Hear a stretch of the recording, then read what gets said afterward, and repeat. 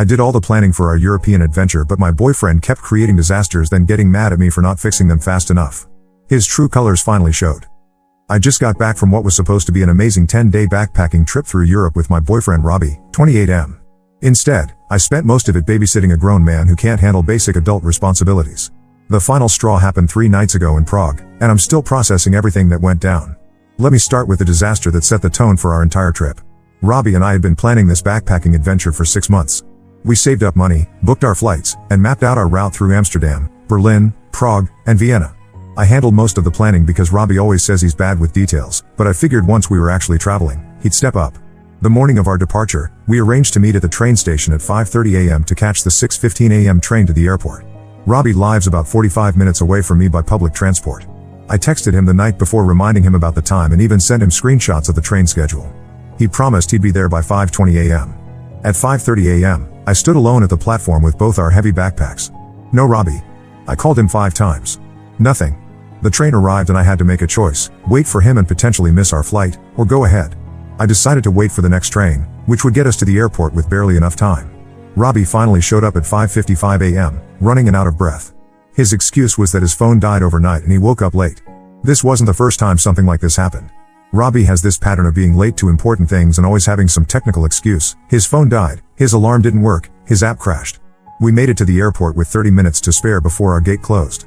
While I was checking us in online during the train ride, Robbie realized he couldn't find his passport. He started dumping everything out of his backpack right there on the airport floor. People were staring. I helped him look through everything twice before he found it wedged in a guidebook. The trip started going downhill from day one. In Amsterdam, Robbie forgot to bring the portable charger we specifically bought for the trip. When his phone died while we were trying to navigate to our hostel, he just shrugged and said I could handle the directions. I ended up carrying both our phones, the map, the itinerary, and doing all the navigation for the entire trip. In Berlin, we were supposed to take turns booking our daily activities. When it was Robbie's turn, he spent 2 hours on his phone trying to figure out museum tickets while I sat in the hostel lobby waiting. He couldn't understand the German website and kept asking me to help him. I ended up booking everything myself because we were wasting half our day. But Prague is where everything completely fell apart. We had been in the city for 2 days, and I was already exhausted from constantly having to solve problems Robbie created. He had lost his Metro card twice, forgotten to pack socks for 3 days straight, and left his jacket at a restaurant, which meant we had to walk 20 minutes back to get it while our dinner reservation waited. On our 3rd night in Prague, we decided to go out to a nice restaurant I had researched and made reservations for. Robbie spent an hour getting ready, which I didn't mind, but then he couldn't find his wallet. This was becoming a pattern, Robbie losing important items and then panicking about it. He started tearing apart our shared hostel room, throwing clothes everywhere and getting increasingly agitated. Our roommates were trying to sleep, and I was mortified by the noise he was making. I helped him look for 20 minutes before suggesting we retrace his steps from earlier in the day. Robbie immediately got defensive and started raising his voice at me, saying I wasn't being helpful and that I should just give him money for dinner instead of making him search. The way he was speaking to me in front of strangers made me uncomfortable. I told him I wasn't comfortable lending him money when he could just find his wallet, and that we should cancel dinner and look properly. This is when Robbie really lost it. He started yelling about how I never support him and always make everything more difficult. He said I was controlling and that I don't trust him to handle anything. The irony wasn't lost on me, considering I had been handling everything for the entire trip because he kept messing things up. I walked out of the room and went to the hostel's common area to give him space to calm down and find his wallet. 30 minutes later, he came downstairs and told me he found it. It was in his backpack pocket where I had suggested looking first. Instead of apologizing for yelling at me, Robbie acted like nothing happened and said we should hurry to make our reservation. I told him I wasn't comfortable going to dinner after the way he spoke to me. This started another argument where he accused me of holding grudges and being dramatic.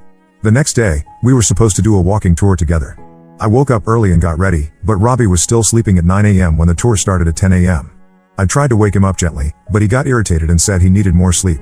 I ended up going to the tour alone and spent the day exploring Prague by myself.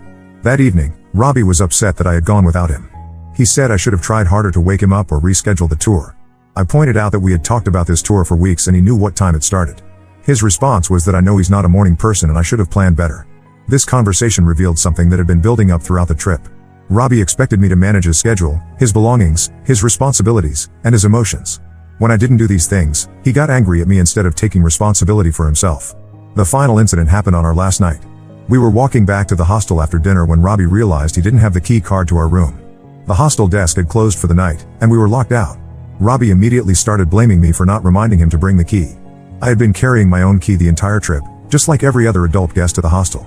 I told Robbie that managing his key card wasn't my responsibility. He got agitated and said I was being unsupportive and that couples should help each other. I told him there's a difference between helping each other and one person carrying all the mental load. I explained that I had been managing everything for the entire trip, the schedules, the navigation, the bookings, the problem solving, while he just followed along and got upset when things went wrong. Robbie's response was that he never asked me to do those things and that I was choosing to be controlling. He said if I didn't want to handle the planning, I should have said something before the trip. This completely missed the point that he wasn't offering to take on any responsibilities himself. We ended up sleeping in the hostel lobby that night because there was no way to get another key until morning. Robbie spent most of the night complaining about how uncomfortable he was, as if it wasn't his fault we were in that situation. The next morning, we flew home separately because Robbie decided to extend his trip by 2 days without discussing it with me first. He texted me from the airport saying he booked a flight to visit his college friend in Munich and would be back later in the week. I'm now back home and have had 3 days to think about everything that happened. Robbie has been texting me asking when we can hang out and talk about planning our next trip together. He seems to think everything that happened was just normal travel stress and that we should move past it. I keep thinking about how I felt more relaxed and enjoyed myself more during the few hours I spent alone in Prague than I did during the entire rest of the trip with Robbie. I didn't have to worry about anyone else's schedule, belongings, or emotional state. I could just focus on experiencing the city. The trip made me realize that this pattern exists in our regular life too, but it was easier to ignore when we weren't together 24/7. Robbie is consistently late to plans we make, forgets important dates, and expects me to remember and manage things for both of us. When I try to talk to him about it, he gets defensive and says I'm being too demanding. I'm not sure if this is something that can be fixed or if it's just who Robbie is. The trip was supposed to be a fun adventure we shared together, but instead it felt like I was traveling with a teenager who needed constant supervision. Update 1. It's been 2 weeks since my original post, and Robbie finally came back from his extended Europe trip. The conversation we had when he got back revealed some things I wasn't expecting, and honestly made the situation more complicated. Robbie texted me the day before he flew back, asking if he could come over to talk and bring me souvenirs from Munich. I told him we could meet at a coffee shop instead because I needed some neutral ground for whatever conversation we were going to have. When I saw him at the coffee shop, the first thing he did was give me a detailed rundown of his extra 2 days in Munich. He talked for 15 minutes about the museums he visited, the food he tried, and how great it was to catch up with his college friend Dave. He seemed genuinely excited and relaxed in a way I hadn't seen during our entire Prague trip.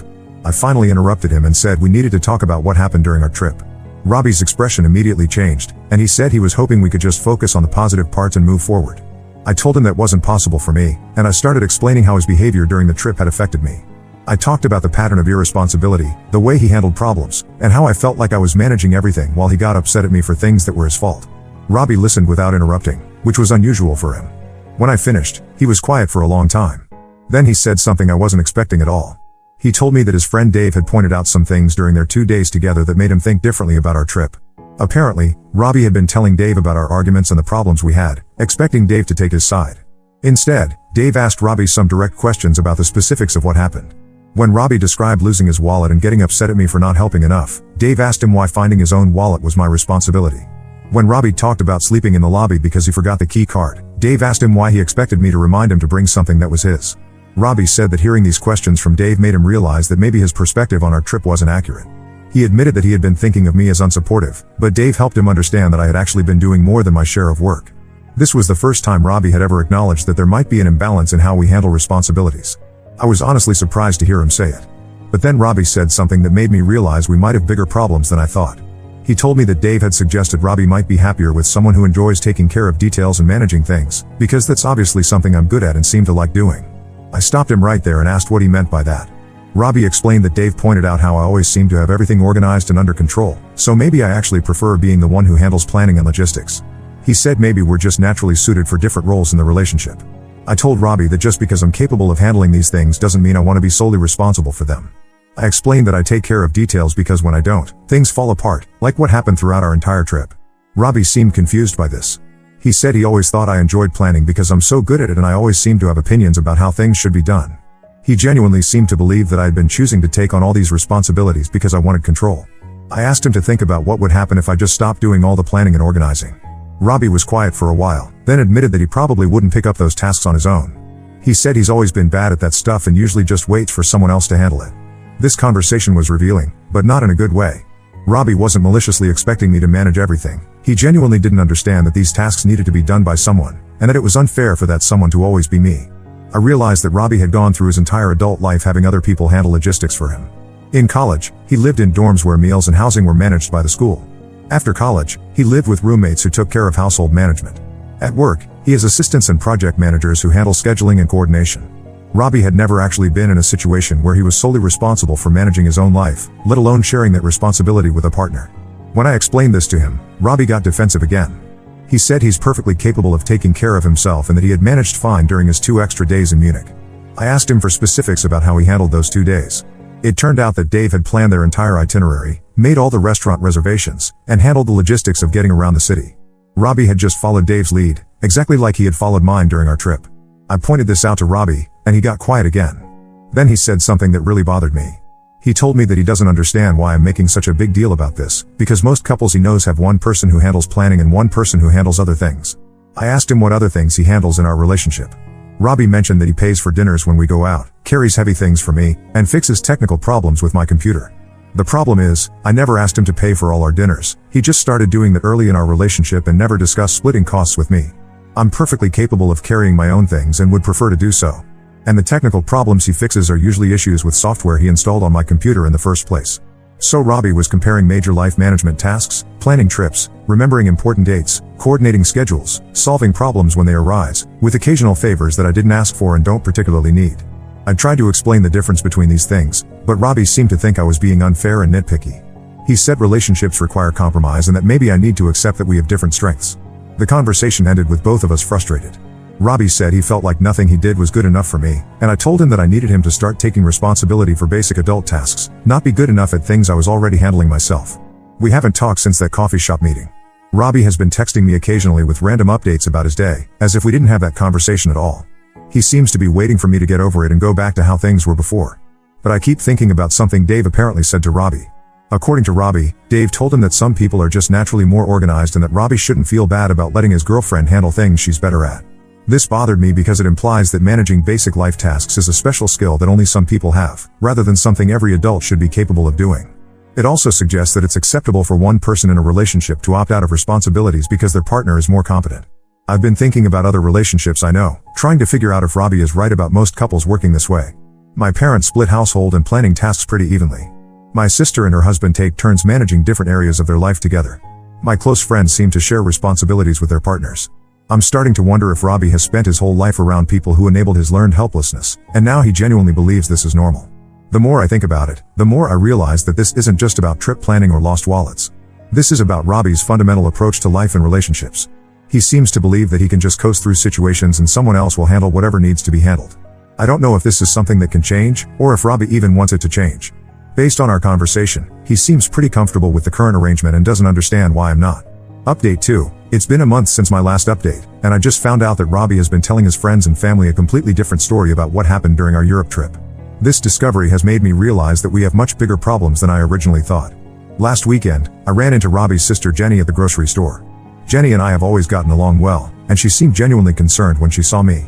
She asked how I was doing after what she called my panic attack in Prague. I had no idea what she was talking about. Jenny seemed surprised by my confusion and said that Robbie had told their whole family about how I had some kind of breakdown during the trip and became controlling and demanding. According to Robbie's version, I had gotten overwhelmed by travel stress and started micromanaging everything he did. Jenny said Robbie told them that I got upset with him for small mistakes like forgetting his room key, and that I refused to let him make any decisions about our itinerary. She said Robbie described me as being anxious and snappy throughout the trip, and that he had tried his best to be patient with me. I was completely shocked. This was not what happened at all.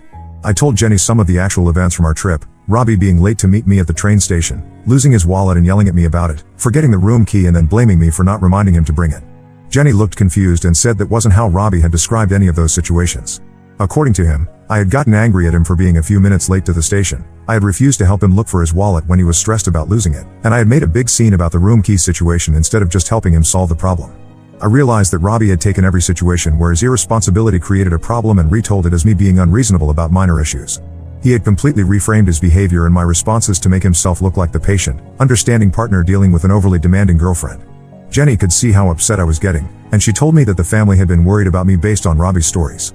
His parents had apparently been discussing whether they should reach out to me to offer support, because Robbie had made it sound like I was struggling with anxiety or some other issue. After talking to Jenny, I called my friend Lisa who had helped me plan parts of the Europe trip. I told her what Robbie had been saying about me, and Lisa got angry on my behalf. She reminded me of all the work I had put into planning the trip and how excited I had been about it beforehand. Lisa also told me something interesting. She said that a few weeks ago, she had run into Robbie's friend Dave at a bar. Dave had mentioned that Robbie seemed much happier and more relaxed during his extra days in Munich, and that maybe Robbie and I weren't compatible for traveling together. This bothered me because it suggested that Dave, who had supposedly helped Robbie understand his behavior during our trip, was actually reinforcing the idea that I was the problem. It made me wonder what version of events Robbie had really told Dave, and whether Dave's advice had been based on accurate information. I decided I needed to have another conversation with Robbie, but this time I wanted to address the fact that he had been misrepresenting what happened between us. I texted him and asked if we could meet to talk. Robbie seemed eager to get together, probably thinking I was ready to move past our issues. We met at the same coffee shop as before, and I immediately told him what Jenny had shared with me.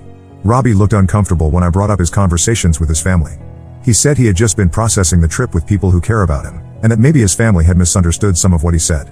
I asked him to walk me through exactly what he had told them about specific incidents.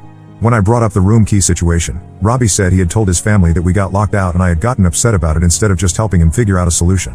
I pointed out that this wasn't what happened.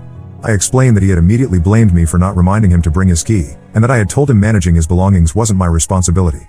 I said that I hadn't refused to help solve the problem. I had helped him figure out that we needed to sleep in the lobby until morning.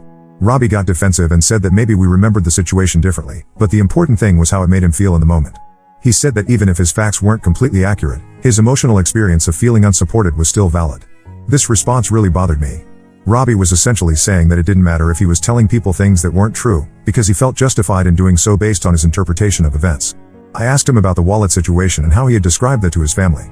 Robbie admitted that he had told them I wasn't helpful when he was stressed about losing it, but he said that was how it felt to him at the time. I reminded him that I had spent 20 minutes helping him search the room, that I had suggested retracing his steps, and that he had yelled at me for not being supportive enough. Robbie said he didn't remember yelling, just that he was frustrated and I seemed impatient with him.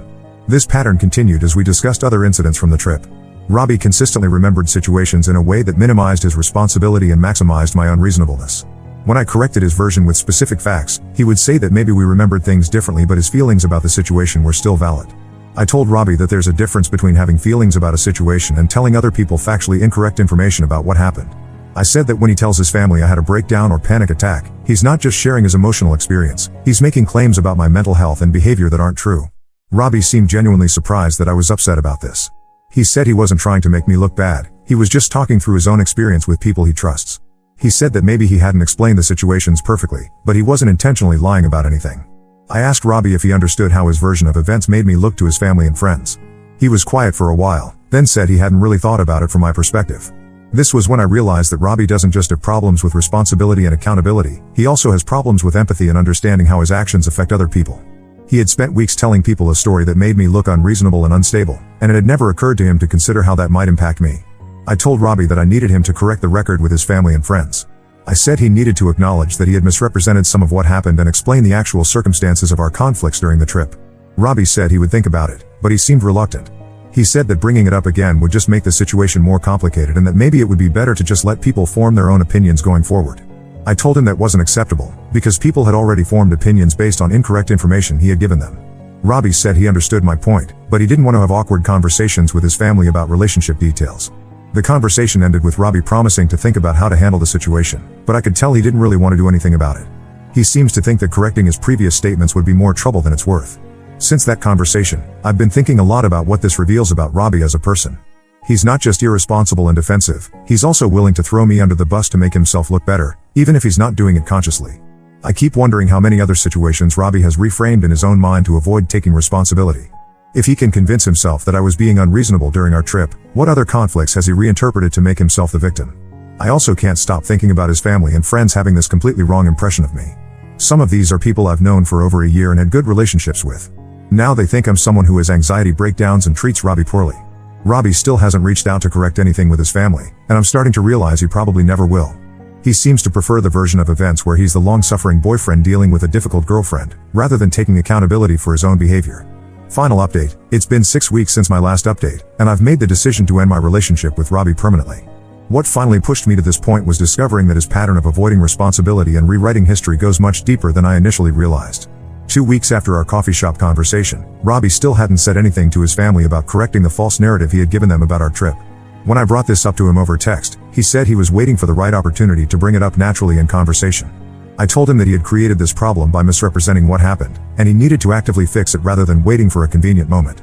Robbie responded by saying I was being demanding again and that he would handle it in his own way and time. This response made it clear that Robbie had no intention of taking responsibility for the false story he had told his family. I realized that if he was willing to let his family continue believing I had mental health issues and treated him poorly, then he didn't respect me enough to be in a relationship with. I decided to end things with Robbie, but before I did, I wanted to understand more about his pattern of behavior. I called his ex-girlfriend Tiffany, who I had met a few times when we all hung out in groups. Tiffany and Robbie had dated for about 8 months, ending about 6 months before Robbie and I got together. Tiffany was initially hesitant to talk about Robbie, but when I explained some of what I had experienced, she opened up about her own relationship with him. What she told me was both validating and alarming. According to Tiffany, Robbie had displayed the same patterns of irresponsibility during their relationship. He was constantly late, forgot important plans, and expected her to manage most of the logistics of their relationship.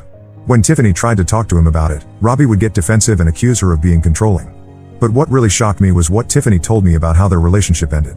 Robbie had told me that Tiffany broke up with him because she wanted to focus on her career and wasn't ready for a serious relationship. This made me think that Tiffany was the one who had commitment issues. The truth was completely different. Tiffany had broken up with Robbie because she found out he had been telling his friends and family that she was clingy and needy, when in reality she had been asking him to take on basic relationship responsibilities like planning dates occasionally and remembering important events. Tiffany said that Robbie's version of their relationship made it sound like she was constantly demanding his attention and getting upset when he wanted independence. In reality, she had been frustrated that Robbie never initiated plans, never remembered things that were important to her, and seemed to expect her to manage all aspects of their relationship while he just showed up. When Tiffany confronted Robbie about the things he had been saying about her, his response was similar to what I had experienced. He said that was just how the situation felt to him, and that maybe they remembered things differently. He never acknowledged that he had misrepresented her behavior or took steps to correct what he had told people. Tiffany also told me something that made me realize Robbie's problems might be even more serious than I thought. During their relationship, Robbie had borrowed money from her several times for various emergencies. His car needed repairs, he had unexpected medical bills, his rent was due early one month. Tiffany had lent him the money because she cared about him and wanted to help. But when she asked him to pay her back, Robbie always had reasons why he couldn't do it right away. Eventually, Tiffany realized that Robbie had no intention of paying her back and just expected her to absorb these costs as part of being his girlfriend. When Tiffany broke up with Robbie, he owed her almost $800. She asked him for a payment plan to get the money back, and Robbie told her that he thought the money was a gift, not a loan. He said that people in relationships help each other financially and that asking for it back was petty. Tiffany never got her money back. She said she learned an expensive lesson about Robbie's character and moved on rather than continuing to fight about it. After hearing Tiffany's story, I realized that Robbie had a long-standing pattern of taking advantage of the women he dated and then rewriting history to make himself look like the victim when they got tired of it. I also realized that Robbie had probably told me a false story about why every previous relationship he had ended. He always made it sound like his ex-girlfriends had issues with commitment or were too demanding, when it seemed more likely that they had gotten fed up with his irresponsible behavior. Armed with this information, I decided to end things with Robbie immediately rather than trying to work through our issues. I sent him a text message explaining that I was ending our relationship because I didn't trust him to be honest about his behavior or take responsibility for his actions. Robbie responded with a long series of texts saying that I was overreacting and that every relationship has problems that need to be worked through. He said he was willing to try harder and that I was giving up too easily. I didn't respond to these messages. Instead, I blocked Robbie's number and all of his social media accounts. 3 days later, Robbie showed up at my apartment building. The building has a buzzer system, and he kept pressing my button and asking me to let him come up so we could talk. I told him through the intercom that I had nothing to say to him and asked him to leave. Robbie refused to leave and said he was going to wait until I came down to talk to him. I told him that if he didn't leave immediately, I would call the police. Robbie said I was being dramatic and that he just wanted to have a conversation. I called the police. When the officers arrived, Robbie was still standing outside my building. The police talked to him and explained that he needed to leave and not come back. Robbie told the officers that this was just a misunderstanding between him and his girlfriend, and that we could work it out if I would just talk to him. One of the officers came up to my apartment and spoke with me. I explained that I had broken up with Robbie and asked him to leave me alone, but he was refusing to respect my boundaries. The officer told me that they had explained to Robbie that he couldn't loiter around my building or contact me if I didn't want him to. The officer also suggested that I document any further attempts Robbie made to contact me, in case I needed to get a restraining order. After the police incident, I didn't hear from Robbie for about a week. Then I started getting messages from his family members. His sister Jenny texted me asking if we could talk because she was worried about Robbie. His mother called me and left a voicemail saying that Robbie was very upset and she hoped we could work things out.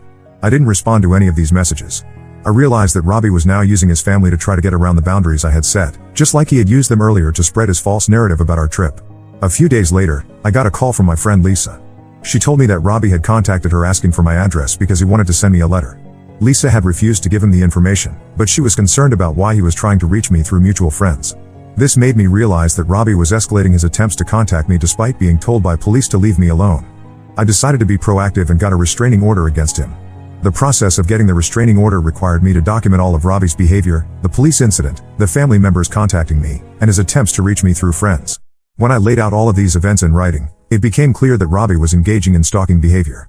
The restraining order was granted, and Robbie was served with papers explaining that he couldn't contact me directly or indirectly, couldn't come to my home or workplace, and couldn't ask other people to contact me on his behalf. Since getting the restraining order, I haven't heard anything from or about Robbie. I hope this means he has finally accepted that our relationship is over and moved on. Looking back on everything that happened, I'm grateful that I discovered Robbie's true character before we got more serious or moved in together. I can see now that his problems weren't just about being disorganized or irresponsible. He fundamentally doesn't respect other people or take accountability for his actions. The Europe trip was actually a blessing in disguise because it forced me to see Robbie's behavior clearly instead of making excuses for it. If we had just continued dating casually, I might not have realized how serious his issues were until we were much more involved. I've learned to trust my instincts when someone's behavior doesn't match their words, and to pay attention to patterns rather than isolated incidents. I've also learned the importance of talking to other people who have dealt with someone, because people like Robbie often have a long history of similar behavior that they hide from new partners. I'm focusing on myself now and not interested in dating anyone for a while. I want to make sure I understand why I was willing to make excuses for Robbie's behavior for so long, so I don't end up in a similar situation again. Now let's move to the next story. Story 2. I caught my fiancée cheating with her ex, then she tried to trap me into raising their baby. Now she's suing me for child support. I never thought I'd be in this situation. My life has completely unraveled over the past few months, and I'm still trying to make sense of it all. I guess I should start from the beginning. I'm Miles, 28M, and until recently, I was engaged to Dakota, 27F. We met during our senior year of college at a mutual friend's party.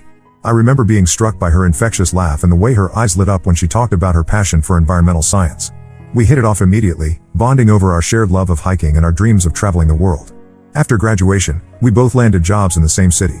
Dakota started working for an environmental nonprofit, while I began my career in software development. We moved in together after a year of dating, and everything seemed perfect. We complemented each other well. Her spontaneity balanced out my more planned approach to life. We'd spend weekends exploring new hiking trails or trying out eclectic restaurants in the city. Our families got along great too. My parents adored Dakota, always commenting on how she brought out the best in me. Her parents welcomed me with open arms, and I became close with her younger brother, often joining him for basketball games. After 4 years together, I decided to propose. I planned an elaborate hiking trip to the spot where we had our first kiss. I hid the ring in my backpack and got down on one knee at sunset, overlooking the valley. Dakota cried tears of joy and said yes without hesitation. We were on cloud 9, excitedly planning our future together. We set the wedding date for the following summer and dove into planning. Dakota was thrilled, poring over bridal magazines and creating Pinterest boards. I was happy to let her take the lead, content to see her so excited about our big day. Everything seemed perfect until about 3 months ago. Dakota started acting different. At first, I chalked it up to stress from wedding planning. She became moody and distant, constantly glued to her phone. When I'd ask if everything was okay, she'd snap at me or brush off my concerns. I tried to be understanding, thinking maybe she was just overwhelmed with work and wedding stuff. I started planning little surprises to cheer her up, bringing home her favorite takeout or suggesting we take a day off for a hike like we used to. But nothing seemed to help. Then she started going out more without me, claiming girls' nights or work events. I didn't think much of it at first. We'd always maintained our own social lives. But the frequency increased, and she'd come home late smelling of alcohol. One night, she didn't come home at all. She texted saying she was crashing at a friend's place after having too much to drink.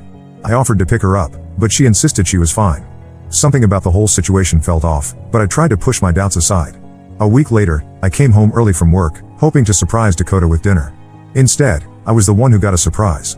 I walked into our bedroom to find Dakota in bed with another man. My world shattered in that moment. The guy scrambled to get dressed while Dakota burst into tears, begging me to let her explain. As if there was any explanation that could make this okay. I was in such shock that I could barely speak. I just turned around and walked out, ignoring Dakota's pleas for me to come back. I drove around aimlessly for hours, trying to process what I'd just seen. How could Dakota do this to me? To us? We were supposed to get married in a few months, and now everything was ruined. When I finally returned home, Dakota was waiting for me. Through her tears, she confessed that the guy was Chris, 28M, her ex-boyfriend from high school. Apparently, they'd reconnected on social media a few months back and started an affair. I felt like I was going to be sick. All those nights she was out with friends or working late, she'd been with him. The woman I thought I knew, the one I was ready to spend my life with, had betrayed me in the worst way possible. Dakota begged me not to leave, saying it was a mistake and didn't mean anything. She swore up and down that she loved me and wanted to make it work. But I couldn't even look at her. I packed a bag and went to stay with my brother, needing space to process everything. For the next week, Dakota bombarded me with calls and texts. She oscillated between apologizing profusely and getting angry at me for not responding. I ignored most of it, still too hurt and confused to deal with her. Finally, after a week apart, I agreed to meet up to talk. I thought I was ready to hear her out, maybe even consider working things out. But then she dropped another bombshell. She was pregnant. And she wasn't sure if the baby was mine or Chris's. I felt like I'd been punched in the gut all over again. Not only had Dakota cheated, but now there was a child involved that might not even be mine. She swore up and down that she wanted to make things work with me, that Chris meant nothing to her. She even suggested we raise the baby together regardless of paternity. I was furious. How could she expect me to just forgive her betrayal and raise another man's child? I told her there was no way I could stay with her after what she'd done. I needed a paternity test as soon as possible. Dakota didn't take my reaction well. She accused me of abandoning her when she needed me most. She said if I really loved her, I'd stand by her no matter what. But I couldn't get past the lying and cheating. I told her we were done for good. The next few weeks were hell. Dakota refused to leave me alone, constantly calling, texting, and showing up at my work and apartment. She told all our friends and family that I'd left her while she was pregnant. She conveniently left out the part about cheating with her ex. I tried to keep my distance and focus on healing, but Dakota made it impossible. She'd alternate between crying and begging me to take her back, and angrily accusing me of ruining her life. It was emotional blackmail and I was at my wit's end. Our friends were split. Some understood my position and supported me, while others thought I was being cruel for abandoning Dakota during her pregnancy. It was exhausting trying to defend myself and explain the situation over and over. Work became a struggle too. I couldn't focus, my performance was slipping, and my boss was starting to notice. I was barely sleeping, constantly stressed about when Dakota would pop up next or what new rumor she'd spread about me.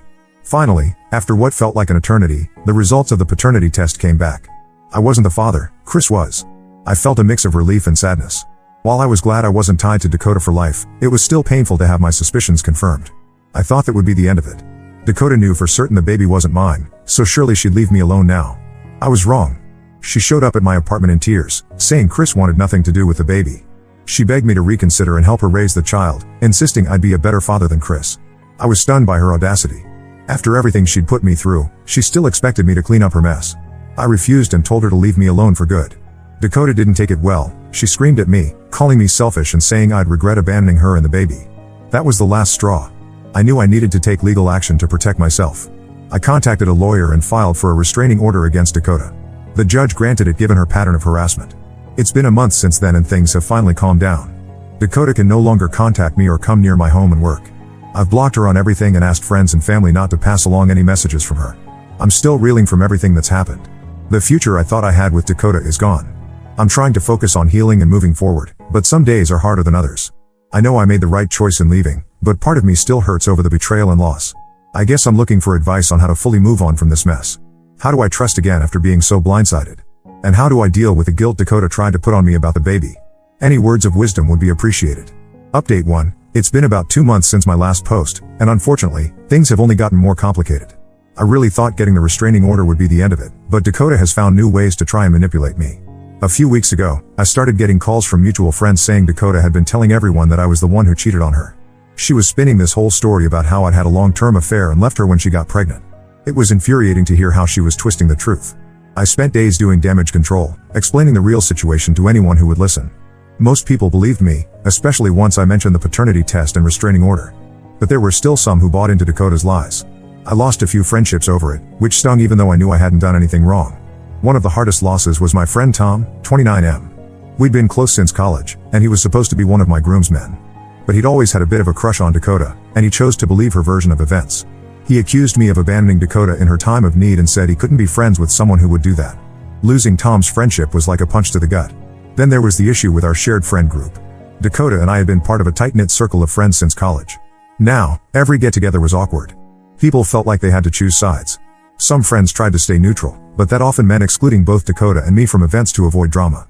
I found myself feeling increasingly isolated. Work wasn't any easier. Despite the restraining order, Dakota found ways to interfere. She started calling my office, pretending to be a client. My boss was understanding at first, but as it continued, I could tell he was getting frustrated.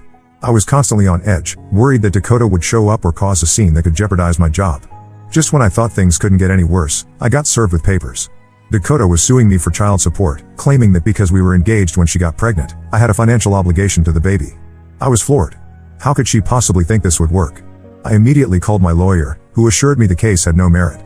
We have DNA proof that I'm not the father, and Dakota and I were never married. But still, the stress of potentially going to court was overwhelming. The weeks leading up to the hearing were a nightmare. I could barely sleep or eat. I kept imagining worst-case scenarios where somehow, despite all logic, the judge would side with Dakota. My parents tried to be supportive, but I could tell they were worried too. They'd always loved Dakota and were struggling to understand how things had gone so wrong. The day of the hearing arrived and I was a nervous wreck. Dakota showed up looking smug, like she thought she had this in the bag. Her lawyer tried arguing that I had acted as a father figure during the pregnancy and therefore had a responsibility to the child.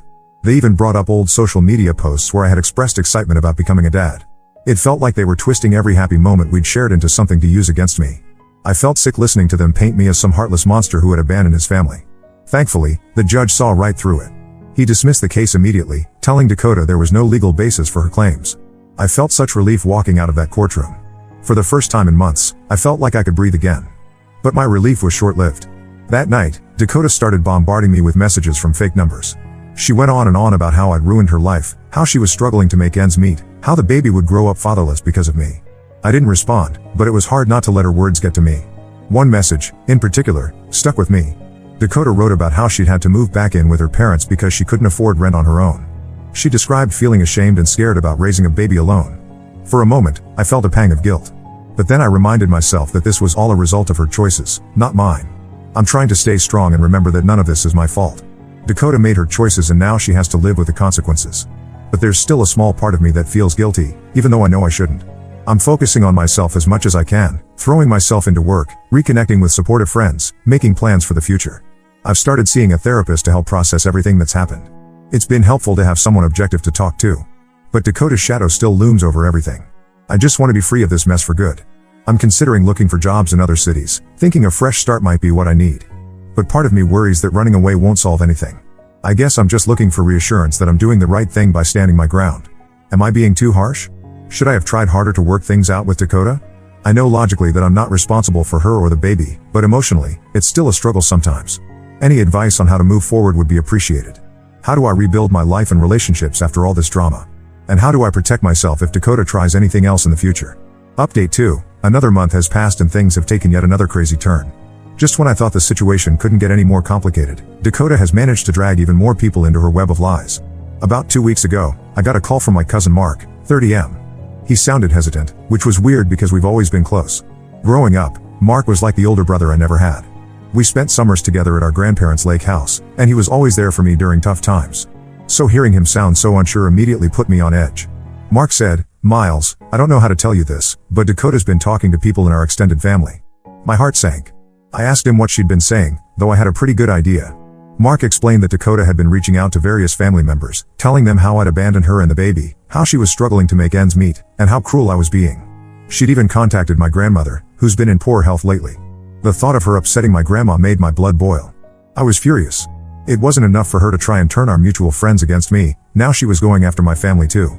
Mark said most people were skeptical of her story, especially since they knew about the cheating and the paternity test. But a few of my more distant relatives were buying into it. I spent the next few days calling family members, trying to set the record straight. Most were understanding, but I could tell some of them still had doubts. It was exhausting having to relive the whole ordeal over and over again. My Aunt Susan was particularly difficult to convince. She's always been a bit of a busybody, and she seemed almost excited by the drama. She kept pressing for details, asking if I was absolutely sure the baby wasn't mine. It took everything in me not to lose my temper with her. Then, to make matters worse, I found out Dakota had started a GoFundMe page. She was using my name and telling this sob story about being a single mom abandoned by her fiancé. She even posted an old picture of us together, making it look like we were still a happy couple. The description on the page was heart-wrenching. Dakota wrote about how she was struggling to afford prenatal care, how she might lose her apartment, how she was scared for her baby's future. She painted herself as this helpless victim, and me as the heartless villain who had left her high and dry. I was beyond angry. This wasn't just annoying anymore, it was full-on defamation. I contacted GoFundMe and managed to get the page taken down, but not before she'd raised a few $100s from sympathetic strangers. The whole situation was starting to affect my daily life. I was constantly on edge, worried about what Dakota might do next. I found myself avoiding social situations, tired of having to explain or defend myself. Even going to the grocery store became stressful. I was always worried I'd run into someone who believed Dakota's lies. I thought about taking legal action for defamation, but my lawyer advised against it. He said it would just drag out the drama and give Dakota more opportunities to spread her lies. As frustrating as it was, the best thing to do was ignore her and focus on moving forward with my life. It's been hard, but I'm trying to stay positive. I've started making plans to move to a new city for a job opportunity. The idea of a fresh start, away from all this drama, is really appealing right now. The job opportunity came up unexpectedly.